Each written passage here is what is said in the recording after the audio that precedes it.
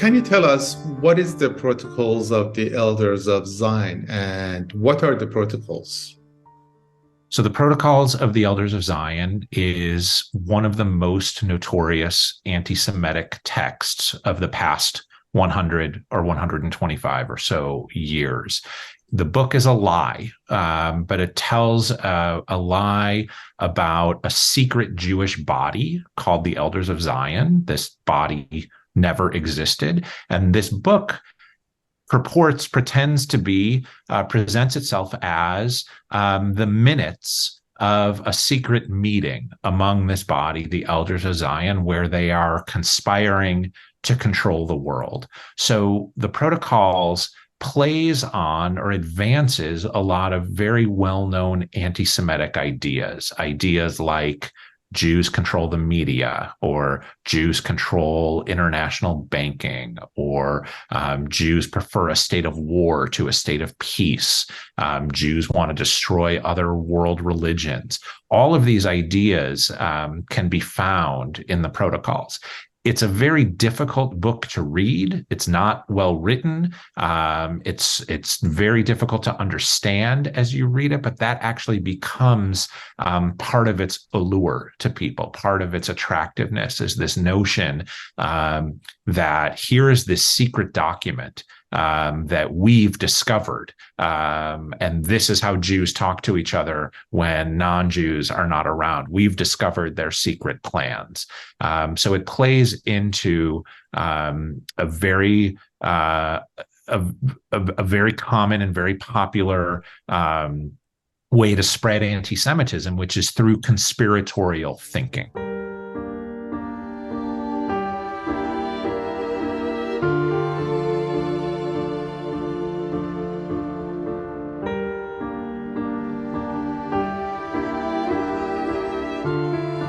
So each protocol or chapter, if you will, of this supposed imaginary meeting talks about a different plan for world domination by this supposedly secret body of Jews. One chapter says that they plan to control the media and the press, all the sources of information for people around the world. Another says that they want to attack and get rid of the Catholic Church and its leader, the Pope. There's another one that says one prong is supposedly to control the finance system of the world and all banks. But perhaps the most enduring element, the one that is exploited a lot, is the idea that Jews are somehow warmongers, that they are fanning the flames of violence whenever there is a possibility, and that Jews benefit in some way from war among nations.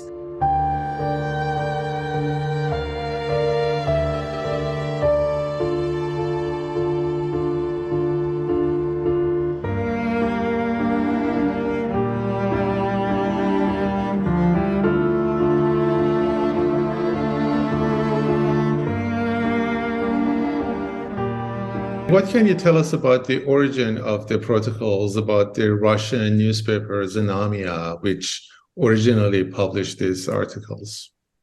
Right. The protocols were originally published in 1903 in a Russian newspaper called Zennamia, or the banner, or the flag is how you would translate it. There was a great deal of popular unrest at this time in Russia that was threatening the Tsarist regime, and the secret police of the Tsar, a group known as the Okhrana, had a lot of influence in spreading these the hateful ideas that became the protocols. They were circulating internationally at the time, really between France and Russia. You saw a number of anti-Semitic pamphlets published in Russia that were seeking to scapegoat Jews, to blame Jews for the unrest against the Tsar in Russia. Anti-Semitism was already widespread in Russia at that time, but conspiracy theories about Jews became popular and would thrive. The editor of the newspaper that Danny described was a man named Pavel Khrushchevan. He was a very vocal and proud anti-Semite, an ultra-nationalist, a monarchist. in Tsarist Russia.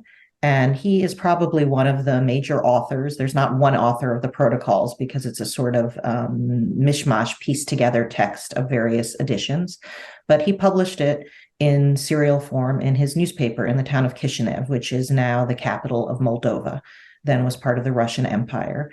And we know that Khrushchevan was one of the organizers or instigators of a pogrom, several-day event of mob violence, brutal, deadly mob violence against Jews in that place, in which some 49 Jews were beaten to death, attacked, murdered, and as many as 600 Jewish women were raped in gang rapes and mass attacks. And so for someone like this newspaper editor, the protocols, again, is useful. It is a kind of text that justifies the kind of violence that he encourages, that portrays Jews as a threat, not as inferior, but in fact as, in some ways, maybe superior to the point of danger, that they are some kind of superhuman force of evil that we need to eliminate, and that they are threatening and insidious and disloyal wherever they may live. So again, it's a useful text, an opportunist for people who already embrace hatred and want to spread it more. So it's very much like mentioning the protocols in Hamas's charter that we're going to talk about later in the conversation. Yeah, it serves a similar function. I mean, I can't speak to the motivations of what's in the heads of the people who publish it, but in terms of its utility in public opinion and in justifying, it has a similar function. The distinct difference in the Hamas charter is that when they put it into their charter, they're doing that with decades and decades of popularity and acceptance swirling around. So they're taking advantage of it. Whereas here in Kishinev and in other parts of the Russian Empire, they're establishing it rather than taking advantage of its enduring popularity.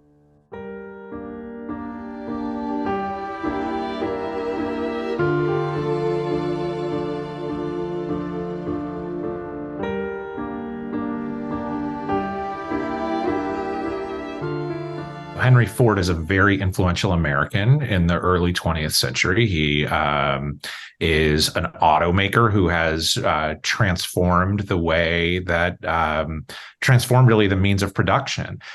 He buys a newspaper in Michigan called the Dearborn Independent. And within that newspaper, he starts to spread anti-Semitic lies. In the Dearborn Independent, Ford's newspaper, there's a series of 91 articles published, and he changes the name. It's not necessarily always the word for word of the protocols, but it's the ideas. He actually changes the title. The title when Ford produces this is called "The International Jew: The World's Problem." And in fact, that is a much clearer title than the Protocols of the Elders of Zion. People might hear the Protocols of the Elders of Zion and say, well, what's that? But when they hear the International Jew, the world's problem, as a journalist would say, the lead is not buried in that. And it plays on ideas that people who want to spread lies about Jews or explain a complicated world already have. So in the period of the 1920s and 1930s, anti-Semitism, hatred of Jews, suspicion of Jews was very widespread. Henry Ford was not an outlier in this way, although he was extreme in his beliefs, and he also was a wealthy and powerful man who could spread these ideas in a way that most others couldn't. But one of the things that we see about not only anti-Semitism, but many forms of hatred is that they tend to flourish at times of uncertainty, fear, rapid change. So think about what's happening in the United States and in the world in the 1930s. It is the economic Great Depression. There are very, very deep and severe reverberations from the First World War, trauma, generation of young men wiped out or injured. There are a lot of things happening that leave people feeling very uneasy.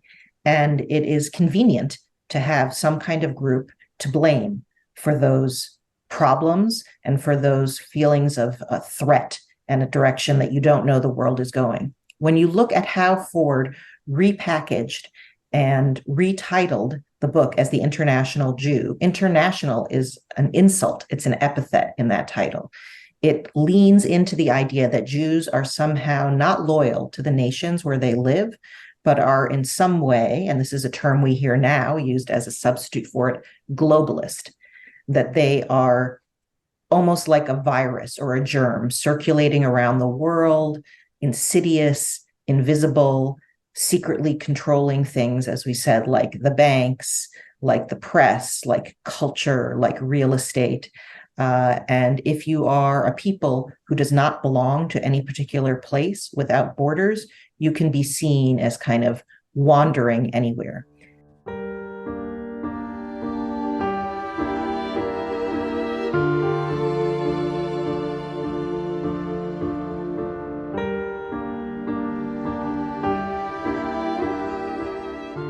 It gets translated very quickly. You really see it spread widely in the 1920s throughout Europe and well beyond. Its Spanish editions are circulating through Central and South America, for example. By that point, we see many German editions that become influential to Nazis. And it's not only the protocols that get translated, but Ford's compilation of articles, The International Jew, also gets translated. So we see this with, we see these ideas under a few different titles. But by the 1920s, you can find editions of protocols in dozens of languages around the world, making it as far as South America, as far as Japan, and throughout Europe and the Middle East and the United States as well. And I guess including Germany. Yes. So the protocols. There are multiple editions of the protocols circulating in Germany, multiple printings, even before the Nazis, before Hitler becomes chancellor in 1933. This is an inspirational book for them. Joseph Goebbels, the Nazi minister of propaganda, writes in his diary in 1924, so 9 years before Hitler becomes chancellor, that basically the extent of what he's saying is, well, the protocols might be a forgery, but they're useful to us. And Hitler writes in Mein Kampf, in his autobiography that he writes in prison, that once the protocols become more well known around the world, the Jewish conspiracy will be broken. So even though the book, most Nazi leaders know that the book is a fraud, they'll use it when it's effective for them to use it. And some of the most virulently anti-Semitic newspapers in Nazi Germany will cite the protocols or the ideas behind the protocols more often, even though you don't hear it that often, cited by Hitler himself. One of the things that is really central to Nazi anti-Semitism is that it's an opportunist anti-Semitism. The Nazis' main form of Jew hatred was a racist and racial one that defined Jews on a supposedly biological basis of inferiority, but they were more than happy to embrace other forms of Jew hatred when it served their goals. So, for example, Christian anti-Semitism, which was rooted in another lie, a lie that the Jews had killed Jesus, was not a central component of Nazi ideology, but they knew that it was widespread among people across Europe and exploited that, and were very happy for that to be a reason that not only Germans, but Christian people in countries conquered by Germany might be agreeable and might go along with their plan or not help their Jewish neighbor. So the protocols is sort of similar to that. It's not a central text for the Nazis, but it's useful for them. And they are opportunistic and will use whatever tool is effective in whatever place is effective.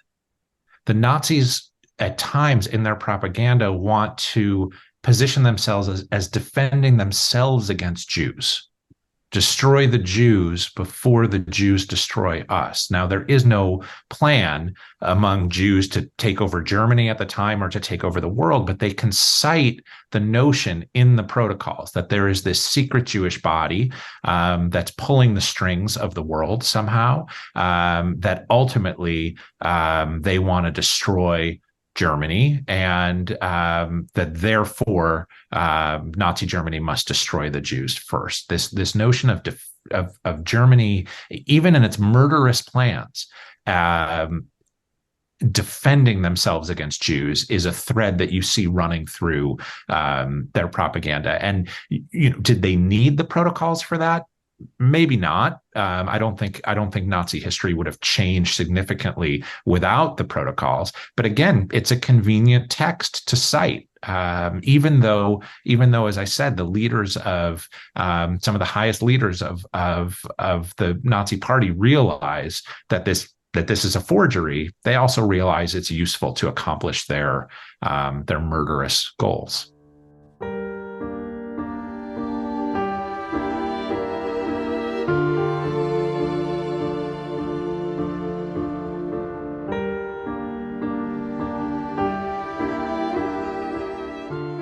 As you know, we're going to translate this video into Persian as a video and an article.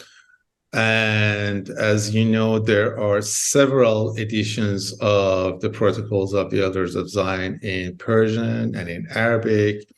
I was counting it the other day. There are at least 5 different editions in Persian, different translations, but I'm sure there are more because I know about a couple of more and I couldn't find it on the internet.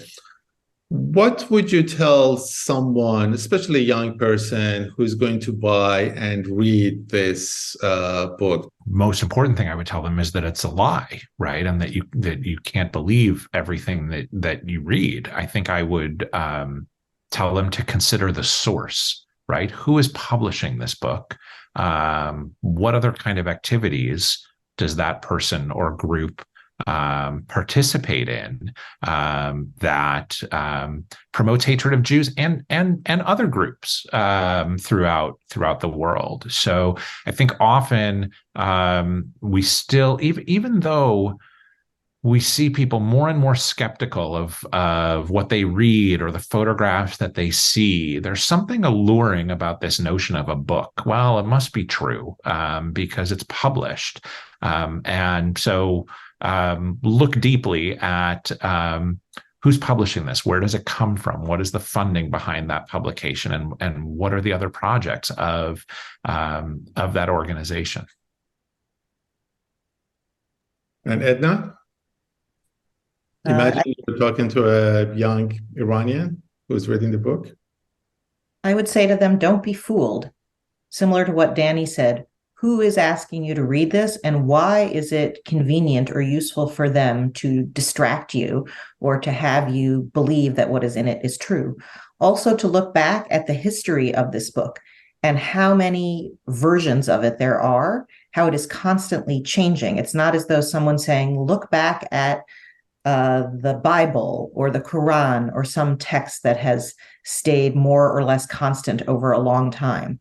The fact that it is constantly shape-shifting shows you that it is not some kind of proof text of anything, but in fact, it is a useful vehicle for hatred, and that it changes based on what is needed. So many more recent versions of the protocols incorporate elements related to the Holocaust or to the state of Israel that just has, no relation to when it was first published, because it was published decades and decades before either of those events took place.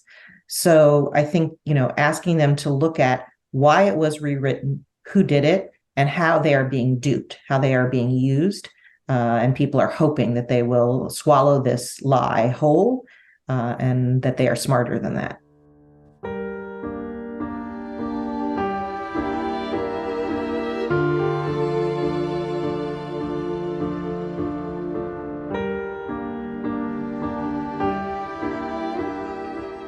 Of course, after October 7, many people heard that the protocols of the elders of Zion is part of the Hamas's charter. What does it say about a group that has such a lie in its charter?